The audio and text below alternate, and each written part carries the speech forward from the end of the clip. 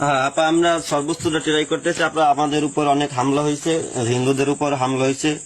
যাই ওরা অনেক আমাদের আওয়ামী লীগের লোকজন ওই হঠাৎ করে, তো আপা আমরা তো বুঝতে পারি না, আমাদের ঘর বাড়ি বিভিন্ন মসজিদ মাদ্রাসা অনেক কিছু ভাঙছে। যার ঘর বাড়ি মসজিদ ভাঙছে প্রত্যেকে এটা একটা কমপ্লেন করবা এবং সবাই একটা জিডি করে রাখবা। অনলাইনে জিডি করো বা রেজিস্ট্রেশনের মাধ্যমে করো, পোস্ট অফিসের মাধ্যমে, যেটা জিডি করে অবশ্যই রাখবা। যাদের দেখো চিচ্ছ তাদের এটা করতে হবে।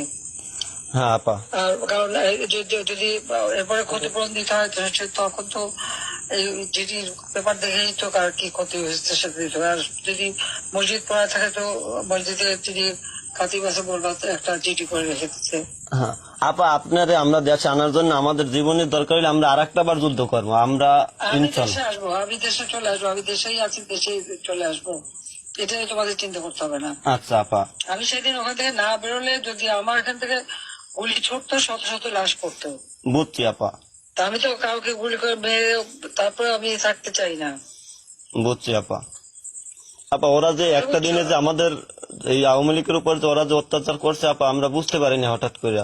কিন্তু আমরা ইনশাল্লাহ আপা ঘুরে দাঁড়াবো। আপনি সাহস এবং আমরা বঙ্গবন্ধুর সৈনিকরা আপা যাইয়া হার মানবো না। আওয়ামী লীগ এই দেশে মাতৃভাষায় কথা বলার অধিকার থেকে নিয়ে শুরু করে আজকে স্বাধীনতা এনে দিচ্ছে।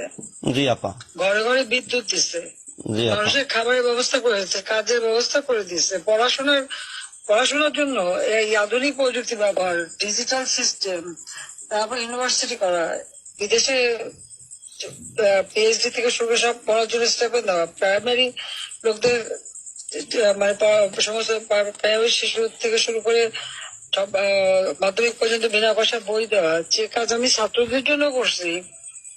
জি আপা, একটা রিউমার ছড়ায় জি আপা, ওরা ওরা ওরা আসলে জাতীয় শোক দিবস।